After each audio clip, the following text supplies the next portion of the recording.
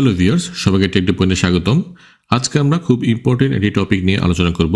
আজকে আমরা বোঝার চেষ্টা করব যে একটি ভেরিয়েবলের স্কোপ বলতে আমরা কি বুঝি এবং বিভিন্ন ধরনের ভেরিয়েবল স্কোপ সম্পর্কে আজকে আমরা জানব এবং এদের মধ্যে ডিফারেন্সগুলো কি তা আমরা বোঝার চেষ্টা করব। প্রথমে আমরা বোঝার চেষ্টা করি যে একটি ভেরিয়েবলের স্কোপ বলতে আমরা কি বুঝি। একটি ভেরিয়েবলের স্কোপ দ্বারা নির্ধারণ করা হয়ে থাকে যে সেই ভেরিয়েবলটি একটি প্রোগ্রামের কোন জায়গায় অ্যাক্সেস করা যাবে, অর্থাৎ সেই ভেরিয়েবলটিকে ব্যবহার করা যাবে এবং প্রয়োজনে এর ভ্যালুকে মডিফাই করা যাবে। অর্থাৎ আমরা একটি ভেরিয়েবলকে একটি প্রোগ্রামের কোন জায়গাতে আমরা ডিক্লেয়ার করছি সেটার উপর ভিত্তি করে ভেরিয়েবলটির স্কোপ নির্ধারিত হয়ে থাকে। প্রোগ্রামিং সিতে একটি ভেরিয়েবলের 3 ধরনের স্কোপ হয়ে থাকে, সেগুলো হলো লোকাল স্কোপ, ব্লক স্কোপ ও গ্লোবাল স্কোপ। এবং ব্লক স্কোপও এক ধরনের লোকাল স্কোপ, কিন্তু আমরা এটাকে সেপারেট করছি যাতে আমরা এই ব্লক স্কোপকে একটু ক্লিয়ারভাবে বুঝতে পারি। প্রথমে আমরা বোঝার চেষ্টা করি যে লোকাল স্কোপ বলতে আমরা কি বুঝি। যখন আমরা একটি ফাংশনের ভিতরে একটি ভেরিয়েবলকে ডিক্লেয়ার করি তখন সেই ফাংশনটি হচ্ছে সেই ভেরিয়েবলটির জন্য লোকাল স্কোপ, এবং আমরা যে ভেরিয়েবলটি ডিক্লেয়ার করলাম সেটাকে বলা হয়ে থাকে লোকাল ভেরিয়েবল। এবং এই লোকাল ভেরিয়েবল শুধুমাত্র এই ফাংশনের ভিতরেই আমরা অ্যাক্সেস করতে পারবো, আমরা এই ফাংশনের বাইরে সেই ভেরিয়েবলকে আমরা অ্যাক্সেস করতে পারবো না। ওকে, সো তাহলে আমরা যদি একটা এক্সাম্পল দেখি, সাপোজ এখানে যে ফাংশনটা আমরা লিখেছি সেখানে আমরা একটি ভেরিয়েবল ডিক্লেয়ার করেছি int local var equal to 10। So এই ভেরিয়েবলটি হচ্ছে এই ফাংশনের জন্য লোকাল ভেরিয়েবল, এবং এই ফাংশনের যে ব্লকটা রয়েছে এটি হচ্ছে এই ভেরিয়েবলের জন্য লোকাল স্কোপ। সো এখন যদি আমরা এই লোকাল var এই ভেরিয়েবলকে আমরা যদি মেইন ফাংশনে যদি আমরা প্রিন্ট করতে চাই তাহলে কিন্তু আমাদের এরর দেখাবে। সো এখানে এরর আসবে আনডিক্লেয়ার্ড। তাহলে আমরা একটি লোকাল ভেরিয়েবলকে, অর্থাৎ লোকাল ভেরিয়েবল কি, একটি ফাংশনের ভিতরে যখন আমরা কোন একটি ভেরিয়েবলকে ডিক্লেয়ার করি তখন সেটি হচ্ছে লোকাল ভেরিয়েবল, এবং এই ফুল ফাংশন ব্লকটি হচ্ছে এই লোকাল ভেরিয়েবলের জন্য হচ্ছে লোকাল স্কোপ। এবং আমরা এই ভেরিয়েবলটিকে এই ফাংশন ব্লকের ভিতরেই শুধু আমরা অ্যাক্সেস করতে পারবো, এর বাইরে না। তাহলে আমাদের লোকাল স্কোপ ক্লিয়ার আশা করি। এখন আমরা বোঝার চেষ্টা করি যে ব্লক স্কোপ কি। সি প্রোগ্রামিংয়ে কার্লি ব্র্যাকেট দ্বারা আমরা একটি ব্লককে রিপ্রেজেন্ট করে থাকি। সো একটি কার্লি ব্র্যাকেটের ভিতরে, অর্থাৎ একটি ব্লকের ভিতরে যদি আমরা কোনো একটি ভেরিয়েবলকে ডিক্লেয়ার করি তাহলে সেটি হবে সেই ভেরিয়েবলের জন্য ব্লক স্কোপ। অর্থাৎ আমরা সেই ব্লকটির বাইরে যদি সেই ভেরিয়েবলকে আমরা ইউজ করতে চাই তখন আমরা ইউজ করতে পারবো না। সো সাপোজ যেমন আমরা যদি একটি ইফ স্টেটমেন্ট অথবা একটি লুপের ভিতরে যদি আমরা কোনো একটি ভেরিয়েবলকে ডিক্লেয়ার করি তাহলে সেই লুপের যে ব্লকটা থাকবে অথবা ইফ স্টেটমেন্টের যে ব্লকটা থাকবে সেই ব্লকের ভিতরে শুধু আমরা সেই ভেরিয়েবলটাকে ইউজ করতে পারবো। তার বাইরে যদি আমরা সেই ভেরিয়েবলকে অ্যাক্সেস করতে চাই, অর্থাৎ ব্লকটির বাইরে যদি আমরা অ্যাক্সেস করতে চাই তাহলে এরর আসবে।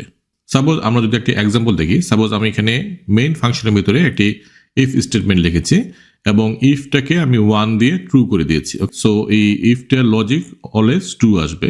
তাহলে আমাদের এই ইফ স্টেটমেন্ট ঢুকবে এবং int block var equal to আমরা 20 এখানে ডিক্লেয়ার করেছি। এখন যদি আমরা এই ব্লকটা, অর্থাৎ এই ইফ স্টেটমেন্টটা যে আমরা কার্লি ব্র্যাকেট দিয়ে ক্লোজ করে দিয়েছি, এর বাইরে যদি আমরা এখন এই ব্লক varকে আমরা যদি অ্যাক্সেস করতে চাই, অর্থাৎ আমরা সাপোজ এখানে প্রিন্ট এফ দিয়ে আমরা যদি এটাকে প্রিন্ট করতে চাই তাহলে আমাদের কিন্তু এরর আসবে, ঠিক আগের মতো এরর আসবে যে ভেরিয়েবল আনডিক্লেয়ার্ড। সো এটি হচ্ছে ব্লক স্কোপ। তার মানে আমরা একটি ব্লকের ভিতরে যদি আমরা কোনো ভেরিয়েবলকে ডিক্লেয়ার করি তাহলে শুধু আমরা সেই ব্লকটির ভিতরেই সেই ভেরিয়েবলকে আমরা ইউজ করতে পারবো, তার বাইরে করতে গেলে আমাদের এরর আসবে। এখানে আমাদের খেয়াল রাখতে হবে যে এই ব্লক var ভেরিয়েবলটি মেইন ফাংশনের জন্য হচ্ছে লোকাল ভেরিয়েবল, কিন্তু এর স্কোপ অর্থাৎ এর লাইফ টাইম হচ্ছে এই ব্লকটা পর্যন্ত। এই ব্লকটার বাইরে আমরা এই ভেরিয়েবলকে ইউজ করতে পারবো না বা অ্যাক্সেস করতে পারবো না। লাস্ট হচ্ছে গ্লোবাল স্কোপ। যদি আমরা কোনো একটি ভেরিয়েবলকে কোনো ফাংশন অথবা ব্লকের ভিতরে আমরা ডিক্লেয়ার না করে তার বাইরে যদি আমরা ডিক্লেয়ার করি তখন সেটা হচ্ছে সেই ভেরিয়েবলের জন্য গ্লোবাল স্কোপ। অর্থাৎ সেই ভেরিয়েবলটিকে আমরা যে কোনো ফাংশনে অথবা যে কোনো ব্লকের ভিতরে, অর্থাৎ প্রোগ্রামের যে কোনো জায়গাতেই আমরা সেটাকে ইউজ করতে পারবো এবং অ্যাক্সেস করতে পারবো।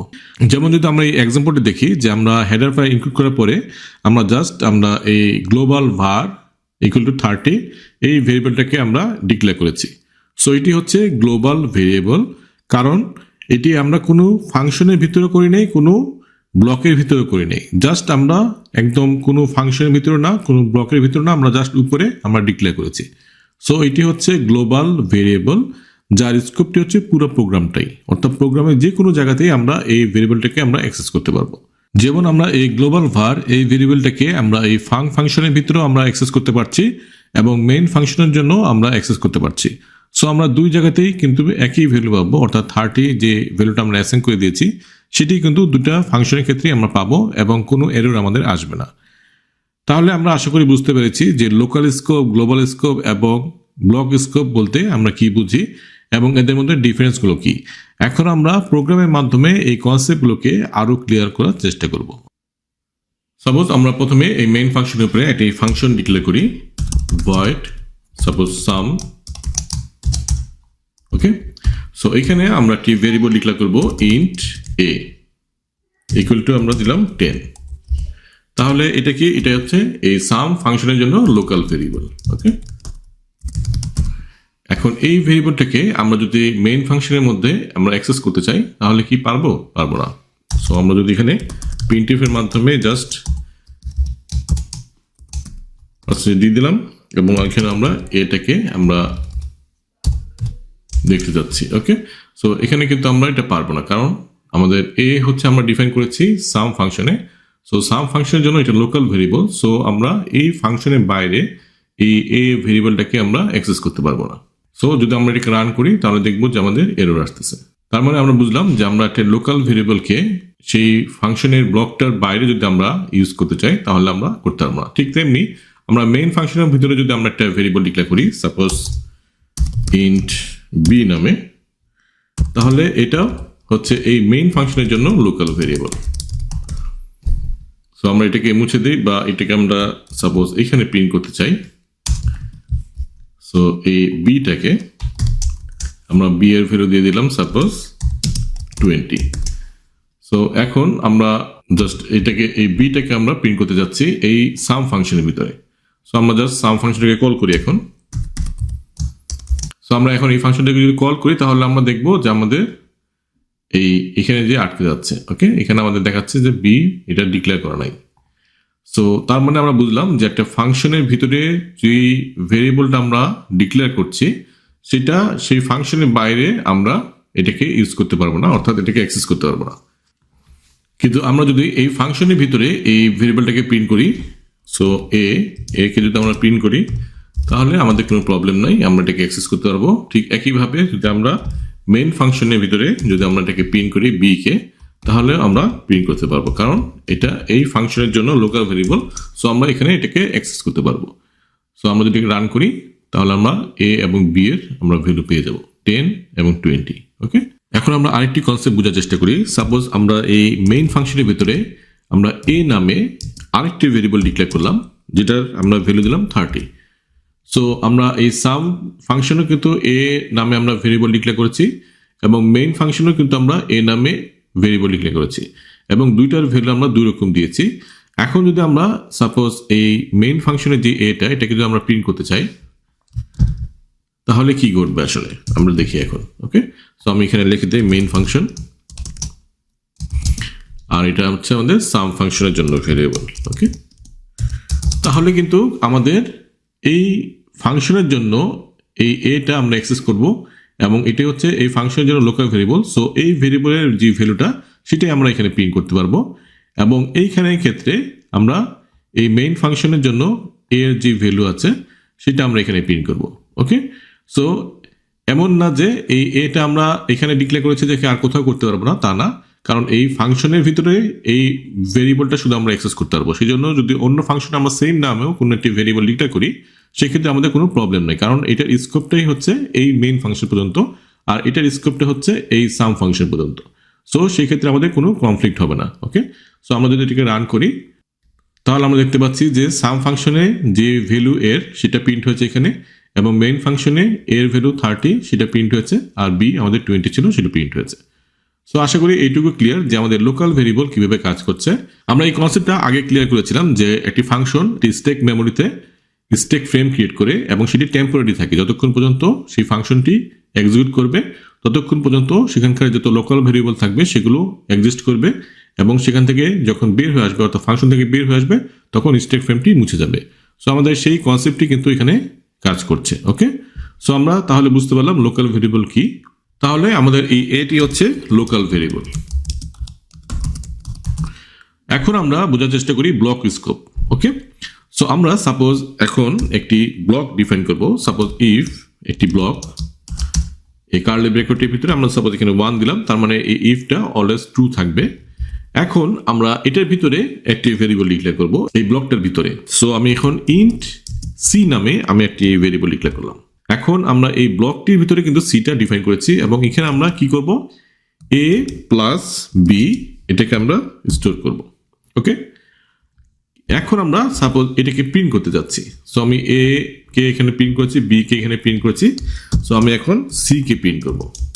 আমি এই সামটাকে আপাতত কল না করি, সো আমি এটাকে জাস্ট ইনঅ্যাক্টিভ করে রাখলাম। আমরা জাস্ট এখন ব্লক স্কোপটাকে বোঝার চেষ্টা করছি। সো এখানে আমি এখন সি প্রিন্ট করব। তাহলে কি আমরা প্রিন্ট করতে পারবো? পারবো না, কারণ হচ্ছে আমাদের এই সিটা হচ্ছে এই ব্লকটার ভিতরেই আমাদের এক্সিস্ট করবে। যখন এই ব্লকটা থেকে বের হয়ে যাবে তখন কিন্তু এই সি কে আর চিনবে না, অর্থাৎ এটা আনডিফাইন্ড হয়ে যাবে তখন। সো আমরা যদি এটাকে রান করি তাহলে দেখবো যে আমাদের এরর আসতেছে। ওকে, সো আমরা যদি একটি ব্লকের ভিতরে এইভাবে যদি আমরা ডিক্লেয়ার করি কোনো একটি ভেরিয়েবলকে, সেটার স্কোপ হচ্ছে ব্লক স্কোপ। ওকে, সো এটা কিন্তু একটা লোকাল ভেরিয়েবলই, কিন্তু এটা ব্লক স্কোপের ভিতরে যেহেতু, সো এটা ব্লক স্কোপের মধ্যে পড়তেছে, এই জন্য আমরা এটাকে এটা ব্লকটার বাইরে আমরা এটাকে ইউজ করতে পারবো না। ওকে, কিন্তু আমরা যদি এটাকে এই ব্লকটার ভিতরে আমরা জাস্ট রান করি অর্থাৎ প্রিন্ট করতে চাই তাহলে কিন্তু পারবো। ওকে, সো আমরা যদি এটাকে এখন রান করি, সো আমরা দেখবো যে রান করতেছে এবং আমাদের এখানে সিটা কিন্তু প্রিন্ট হয়েছে। ওকে, সো আমি এটাকে এখানে আগে দিয়েছি, এই জন্য আমাদের আগে প্রিন্ট হয়েছে। সো আমাদের ফার্স্টে 50 প্রিন্ট হচ্ছে, তারপরে 30, তারপরে 20। সো আমি এখানে সাম ফাংশনটাকে কল করছি না। ওকে, সো তাহলে আমরা বুঝতে পারলাম যে একটা ব্লকের ভিতরে যখন আমরা কোনো একটি ভেরিয়েবলকে ডিক্লেয়ার করব তখন সেই ব্লকটির ভিতরেই শুধু এটার এক্সিস্টেন্স থাকবে, অর্থাৎ সেটাকে অ্যাক্সেস করা যাবে, এবং ব্লকটার বাইরে যখন আমরা এটাকে করব তখন আমরা এটাকে অ্যাক্সেস করতে পারবো না। ওকে, তাহলে আমাদের এই ব্লক স্কোপকে আমরা বুঝতে পারলাম। এটাও কিন্তু একটা লোকাল ভেরিয়েবল, যেহেতু এই ফাংশনের ভিতরে আমরা ডিক্লেয়ার করেছি। সো এটাও একটি লোকাল ভেরিয়েবল, কিন্তু যেহেতু ব্লকের ভিতরে তাই এটা ব্লক স্কোপের মধ্যে পড়ছে। এখন আমরা গ্লোবাল ভেরিয়েবল কি সেটাকে এখন আমরা বোঝার চেষ্টা করি। সো সাপোজ আমরা একটি ভেরিয়েবল ডিক্লেয়ার করব, আমরা কোনো ফাংশনের ভিতরে না, কোনো ব্লকের ভিতরেও না, আমরা জাস্ট এই ইনক্লুড করার পরে হেডার ফাইল, এটার পরে আমরা সাধারণত একটা গ্লোবাল ভেরিয়েবল আমরা ডিক্লেয়ার করে থাকি। সো এখানে আমরা ডিক্লেয়ার করলাম ইন্ট গ্লোবাল var, যেটার ভ্যালু আমরা দিলাম সাপোজ 15। ওকে, সো এই ভেরিয়েবলটার স্কোপ তাহলে কি? এই ভেরিয়েবলটার স্কোপ হচ্ছে এই পুরো প্রোগ্রামটা, এখানে যে কোনো জায়গাতে আমরা এটাকে ইউজ করতে পারবো, অর্থাৎ আমরা এই ফাংশনেও আমরা ইউজ করতে পারবো, আমরা এই ফাংশনেও ইউজ করতে পারবো, এবং এই ব্লকের ভিতরেও আমরা ইউজ করতে পারবো। সাপোজ আমরা এই এর সাথে এখন আমরা যোগ করে দিব গ্লোবাল var, তাহলে এটার ভ্যালু হয়ে যাবে কত? 25। ঠিক একইভাবে যদি আমরা এই ব্লকটার ভিতরে আমরা যদি এই গ্লোবাল ভেরিয়েবলটাকে আমরা ডিক্লেয়ার করি, অর্থাৎ এটাকে যদি আমরা জাস্ট অ্যাড করে দিই, সো আমাদের এটার ভ্যালু কিন্তু এখানে বসে যাবে। ওকে, এখন আমরা কি করব? সাপোজ আমরা এইখানেও যদি অ্যাক্সেস করতে চাই, অর্থাৎ এটাকে যদি আমরা এর ভ্যালুটাকে যদি আমরা বাড়িয়ে দিলাম গ্লোবাল ভেরিয়েবল দিয়ে, সেটাও আমরা করতে পারবো। এবং আমরা যদি এখন জাস্ট এটাকে চেঞ্জ করে দিই, গ্লোবাল ভেরিয়েবলের মান আমরা সাপোজ আমরা যদি 20 বাড়িয়ে দিলাম, তাহলে আমাদের এই গ্লোবাল ভেরিয়েবলের মানটা চেঞ্জ করতে পারবো আমরা যে কোনো জায়গাতে, এবং সেটাকে আমরা এখন গ্লোবাল ভেরিয়েবল যদি আমরা অ্যাড করে দিই তাহলে সেটা বি এর সাথে অ্যাড হয়ে যাবে। ওকে, তাহলে আমরা এই গ্লোবাল ভেরিয়েবলকে আমরা যে কোনো জায়গাতে যে কোনো ফাংশনে আমরা ইউজ করতে পারবো। তাহলে এখানে আমরা দেখতে পাচ্ছি যে আমরা এই ফাংশনের ভিতরেও আমরা গ্লোবাল ভেরিয়েবলকে আমরা অ্যাক্সেস করলাম, এবং এখানেও আমরা করলাম এই ব্লকটার ভিতরে, এবং ব্লকের এই মেইন ফাংশনের ভিতরে আমরা করলাম, এবং এই ভ্যালুগুলোকে আমরা চেঞ্জ করতে পারতেছি। যেহেতু এই গ্লোবাল ভেরিয়েবলটা কোনো কনস্ট্যান্ট ভ্যালু না, সো এটাকে আমরা চেঞ্জ করতে পারবো। সো কনস্ট্যান্ট কিভাবে ডিক্লেয়ার করতে হয় আমরা দেখেছিলাম যে ডিফাইন ম্যাক্রো দিয়ে আমরা করতে পারি, আরেকটা অপশন আছে যে কনস্ট একটা কিওয়ার্ড আছে সেটা দিয়ে আমরা করতে পারি। সো সেটা নিয়ে আমরা পরবর্তীতে দেখবো। সো যেহেতু এই ভেরিয়েবলটা একটি গ্লোবাল ভেরিয়েবল, সো আমরা এটাকে চাইলে চেঞ্জও করতে পারি যে কোনো ফাংশনের ভিতরে। সো আমি মেইন ফাংশনের ভিতরে এটাকে চেঞ্জ করলাম। তাহলে এখন যদি আমরা এই ফাংশনটাকে আমরা জাস্ট অ্যাক্টিভ করে দিলাম, তাহলে আমাদের এখানে কি ভ্যালু আসবে? 25 আসবে, তারপরে আমাদের সি এর ভ্যালু আসবে, সো এখানে 20 এবং 30 যোগ করে 50 হচ্ছে। সো 50 সাথে আবার 15 যোগ হবে, তাহলে 65 আসবে। তারপরে হচ্ছে আমাদের এখানে আবার এর সাথে গ্লোবাল ভেরিয়েবল যোগ হচ্ছে, সো আমাদের এখানে 45 আসবে। তারপরে আবার এখানে আমরা চেঞ্জ করছি গ্লোবাল ভেরিয়েবলের মান, সো এটা 35 হবে এবং এই 35 আবার এই বি এর সাথে যোগ হচ্ছে, সো এখানে 55 হবে। সো আমরা এটাকে জাস্ট রান করি, সো আমরা এখন আনসারগুলো পাবো। ওকে, তাহলে এইভাবে কিন্তু আমরা একটি গ্লোবাল ভেরিয়েবলকে একটি ফাংশনের অথবা একটি প্রোগ্রামে যে কোনো জায়গাতে আমরা ইউজ করতে পারি। এখন আমরা এই প্রোগ্রামটিকে আমরা সিম্পলিফাই করি।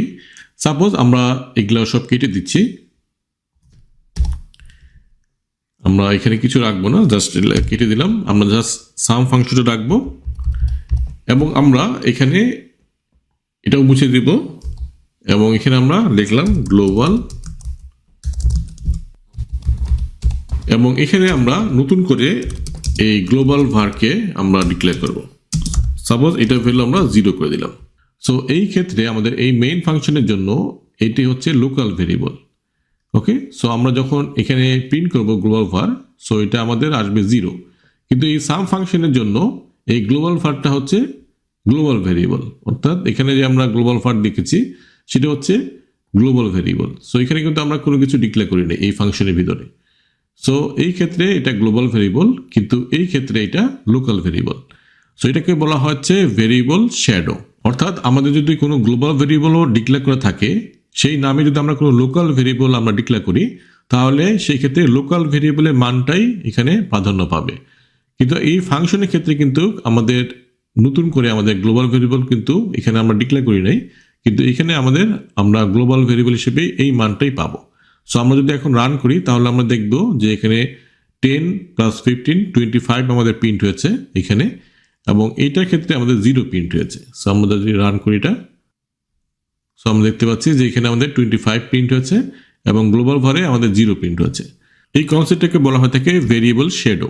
সো এটা আমাদের খেয়াল রাখতে হবে। তাহলে আশা করি আমাদের এই কনসেপ্টগুলো ক্লিয়ার হচ্ছে যে লোকাল ভেরিয়েবল কি, গ্লোবাল ভেরিয়েবল কি, এবং বিভিন্ন ধরনের স্কোপগুলো কি, এবং কিভাবে আমরা একটি ভেরিয়েবলকে ডিফাইন করতে পারি এবং সেই স্কোপ অনুযায়ী সেই ভেরিয়েবলগুলো অ্যাক্সেস করতে পারি, সেই কনসেপ্টগুলো আজকে আমরা ক্লিয়ার করলাম। সো আজকের জন্য এটুকুই, দেখা হবে নেক্সট ভিডিওতে। আজকের জন্য আল্লাহ হাফেজ।